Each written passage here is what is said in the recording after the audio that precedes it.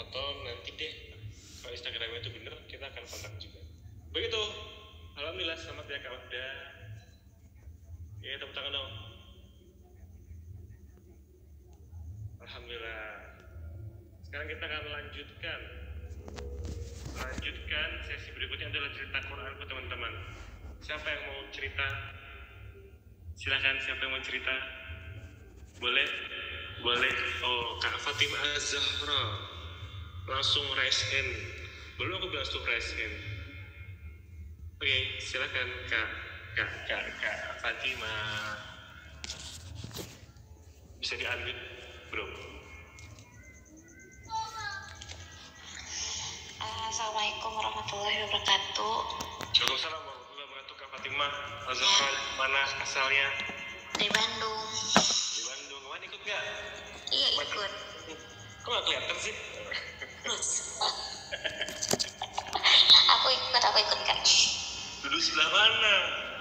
Aku kan jadi kameramen kemarin. Aku paling depan. Oh iya, Ikut sharing juga tentang revisi yang kemarin waktu Monday. Oh iya. Oke. Boleh Kak Fatimah mau cerita apa nih? Silakan. Ini dalam banget sih tentang Al-Ma'un ini tuh lagi-lagi gitu kayak diingetin lagi, dan ini selalu ada seperti ada ikatan yang kuat gitu ya dengan surat favorit yaitu surat Ad-Duha. Oke.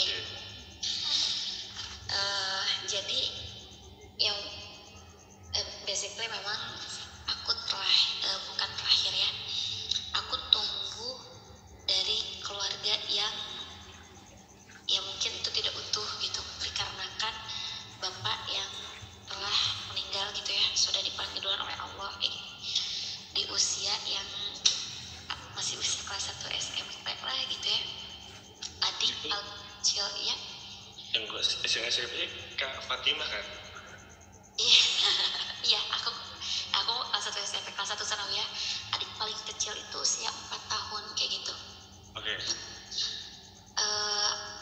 Jadi sekarang sih kayak refleksi banget gitu ya, perjalanan hidup tuh gitu ya, dari awal gimana jatuh bangunnya gitu, dan kemudian baru kayak kemarin gitu kayak baru mensyukurinya itu dengan Allah ngasih tempat yang memang beda dengan yang lainnya kayak gitu. Aku ingat ketika bapak tuh kan meninggalnya itu secara mendadak, beres ngisi pengajian itu kan. Nah, ketika mendadak itu aku tuh bilang ke ibu tuh, "Ibu, aku gak mau jadi anak yatim," kataku gitu. Terus kata ibu, "Emang kenapa gak mau jadi anak yatim?" Kenapa ibu ngomong kayak gitu? Karena memang konotasi saya itu beda gitu, kayak underestimate gitu.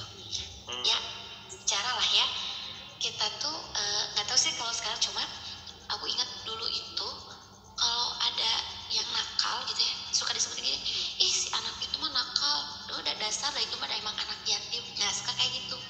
Atau misalnya ada anak yang susah sekolahnya gitu tuh, susah hidupnya gitu, itu tuh suka dilabeli dengan, "Ya udah deh, itu mah anak yatim." Nah, jadi itu tuh kayak masuk banget gitu di memori aku. Oh, berarti yatim tuh susah, oh yatim tuh nakal, oh yatim tuh kamu kan semuanya jelek banget yang namanya yatim tuh.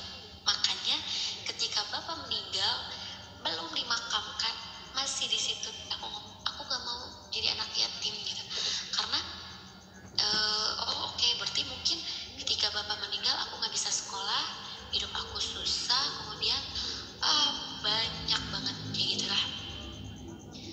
Nah, qadarullah ini luar biasanya tuh gitu ya,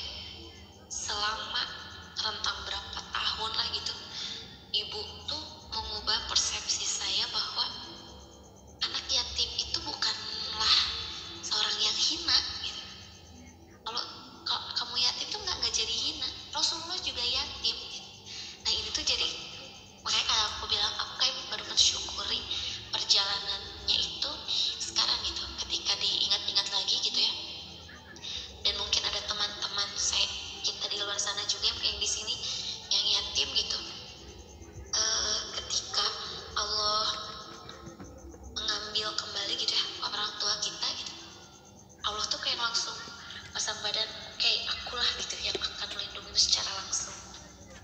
Kayak gitu kerennya tuh, dan itu terbukti gitu dalam setiap episode perjalanan hidup itu. Ketika menghadapi satu kesulitan itu pertolongan Allah itu menyata kayak gitu. Kemudian terkait dengan yang tadi ya, yang yadu yatim itu, kita tuh kebanyakan ya kalau kepada anak-anak yatim gitu ya, kita tuh seringnya tuh disuruhnya itu untuk bersimpati gitu, harusnya kan berempati. Nah, kayak jadi satu yang ingin menyuarakan aja gitu ya. Oke. Anak yatim itu. Gimana tuh BTK? Mungkin mas medium juga. Ya. Jadi untuk anak yatim itu mereka nggak selalu butuh yang namanya uang, enggak gitu. Makanya empati dikit dong gitu. Jadi nggak selalu ketika oh ya itu ada anak yatim langsung kita kasih uang, nggak melulu tentang materi, nggak melulu tentang uang, tapi ketika kita bertanya, dek gimana, sehat gimana, untuk berbagi cerita atau setidaknya gitu ya hadir untuk memasang telinga, hati untuk mereka, itu jauh lebih hangat dan itu benar-benar menghangatkan ketimbang ini nih uang nih buat jajan, ketimbang yang kayak gitu gitu. Dan nampaknya mungkin kita sekarang itu kebanyakan seringnya seperti itu gitu. Betul.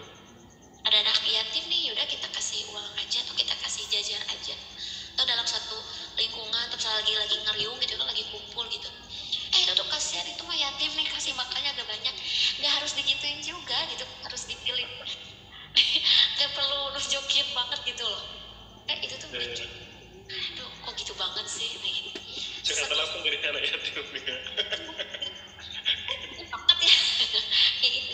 Sesekali hadir, memasang hati, memasang telinga, dan mungkin untuk yang mahram gitu ya, sesekali kita hadirkan sebuah pelukan gitu, kita tepuk pundak mereka. It's okay, all is well, semuanya akan baik-baik aja kok, semuanya akan baik-baik aja. Ketika segalanya meninggalkanmu, Allah nggak ninggalin kamu, itu lebih jauh lebih hangat. Seriusan. Yes, setuju. Bener sih kak Fatimah sih. Aku kadang-kadang ngerasa gitu ya, kalau ada anak yatim Kasih uang. iya, dia ternyata nggak cuma sekedar membiarkan itu, bukan berarti harus kasih uang ya, kita harus dengan kita menyapa, ngasih ya, tepukan di pundak, terus udah kayak hilang membiarkan itu ya, kita jadi udah memperhatikan mereka. Perhatian cukup sebenarnya Kak Fatimah ya. Dan untuk kalau apalagi kalau misalnya untuk kayak aku kayak perwakilan suara nih dari anak yatim perempuan nih. Jadi ya, ketika ada anak yatim perempuan, kalau misalnya mahram ya, sesekali usap deh apa sih si ubunnya gitu, usapnya gitu, karena aku tuh gitu ya banyak sekali kayak keajaiban gitu ya, ketika setiap orang yang mereka maksudnya tuh bukan hanya memberi sekadar materi gitu ya, tapi perhatian, mereka hadir gitu sebagai, meskipun ini bapaknya nggak ada, gue hadir lah gitu sebagai ayahnya gitu.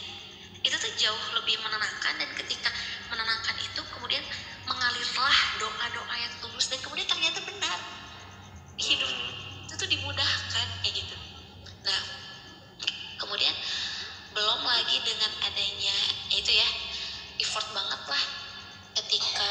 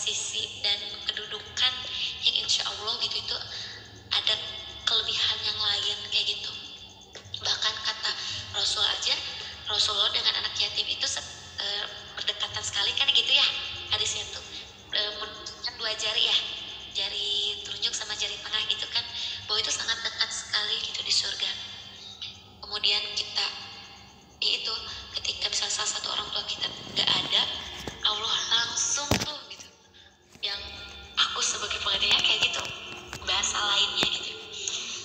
Nggak perlu insecure, karena ternyata kerennya Allah nyiapin rute games yang menarik dengan tantangan menarik juga kayak gitu. Itu sih Kak.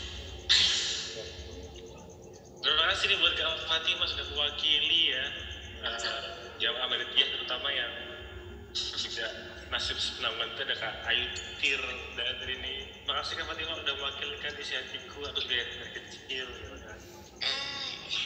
Banyak semangat teman-teman semua, jangan insecure. Aku udah insight baru sih ya, karena nggak pasti harus duit guys, tapi perhatian tuh justru malah lebih powerful ketimbang duit gitu. Thank you sekali lagi Kak Fatimah, aku kirimin link ke Kak Fatimah ya buat diisi di direct message Zoom. Boleh diisi data dirinya, siapa tahu dapat hadiah. Thank you Kak Fatimah. Lanjut selanjutnya ada yang mau sharing lagi? Kak Tirta, halo Kak Tirta. Gimana tuh tadi sharingnya Kak Fatimah? Mau nanggapin nggak? Kak Tirta, ada suara. Udah di-unmute padahal. Oke. Yang lain teman-teman, ada yang mau sharing lagi nih? Masih ada waktu sekitar 11 menit sebelum jam 22.00. Cek. Ya, halo Kak Tirta. Gimana Kak Tirta tanggapannya tadi? Ceritanya Kak Fatimah dari mewakili jamaah Madiniyah yang yatim juga. Aku sebenarnya pengen nanggapin dikit sih. Boleh. Kalau kita lihat dari scene-nya Naruto tadi ya teman-teman, yang dicari Naruto itu sebenarnya apa sih? Bukan uang ya ternyata, bukan juga harta yang banyak, cuman butuh teman. Ya nggak Kak? Oke, betul sih ya. Ya kan? Betul. Dia sendiri, dia cuma butuh teman aja, cuma butuh orang yang benar-benar nguatin dia gitu loh. Dan tadi Kak Fatimah tadi nge-mention ada di Quran surat Al-Duha, ketika Allah bilang sama Nabi Muhammad SAW kan dengan kalimat ma wadda'aka rabbuka, Tuhanmu nggak ninggalin kamu kok. Tuhanmu itu nggak biarin kamu sendiri kok. Allah nggak ingin ninggalin kamu sendiri kok. Allah tetap bareng sama kamu kok. Jadi kayak seakan-akan Allah ngerti gitu loh kebutuhannya orang-orang yang sendiri, orang-orang yang, mohon maaf nih teman-teman, yang mungkin ditinggal orang tuanya, baik ibu ataupun ayahnya. Allah mentionnya dengan kalimat ma wadda'aka rabbuka wa maka Allah nggak ninggalin kamu kok. Allah tetap bareng sama kamu kok. Allah tetap stay ada di samping kamu. Jadi ya benar juga yang beliau bilang tadi gitu loh Kak, ya nggak? Betul banget sih. Allah nggak akan meninggalkan kita. Kayak Naruto tadi tuh. Iya. Ini ada tadi iya. Yang dicari itu kan teman, butuh teman. Ya endingnya akan ada kemudian teman-teman yang akhirnya menyertai kehidupannya Naruto, dari dia sendiri sampai akhir jadi Hokage itu kan ada juga yang akhirnya nge-support dia. Akhirnya jadi Hokage loh, Naruto yang seorang yatim. Nah, dan ya tadi yang harus teman-teman tahu juga, Rasulullah itu juga anak yang yatim, ditinggal orang tuanya dari kecil. Tapi Masya Allah, beliau di usia akhirnya beliau bisa benar-benar buat kita itu jadi kenal sama Islam gitu loh. Sampai di usia akhirnya beliau. Yes. Jadi jangan insecure sekali lagi teman-teman yang yatim. Karena kalian semua spesial. Gitu. Oke, satu lagi ada nggak nih yang mau sharing cerita Quranku? Boleh. Langsung raise hand aja. Sudah ada waktu sekitar ya 8 menit deh. Kalau mau sharing gitu. Mungkin sambil nunggu ada yang mau raise hand, atau sekalian aku mau umumkan buat teman-teman semua yang ada di Jakarta dan sekitarnya, silakan ikuti event Quran Review kolaborasi sama Taubaters. Insya Allah tanggal 25 Februari 2023 kita ke Jakarta. Di sana kita akan sharing bareng-bareng tentang refresh your life. Gimana sih merefresh your life gitu ya? Ini ada beberapa pengisi, ada 3 pengisi. Yang pertama dari Quran Review, ada Kahza yang Quran Review ya. Kemudian Taubaters, yang ketiga ada bintang tamu spesial yang masih dirahasiakan nih. Tunggu, nanti kita akan bikin event sama beliau ya. Jadi tunggu aja, ntar kabarin kapannya. Masuk aja daftar di quranreview.id/xtaubaters. Begitu. Udah nggak ada nih, ya udah kalau begitu. Ini selamat nih buat Kak Fatil Azhara yang akan kami kayak si hadiahnya ya tadi ya. Apa tuh mindfulness notes ya. Mindful journal. Ya.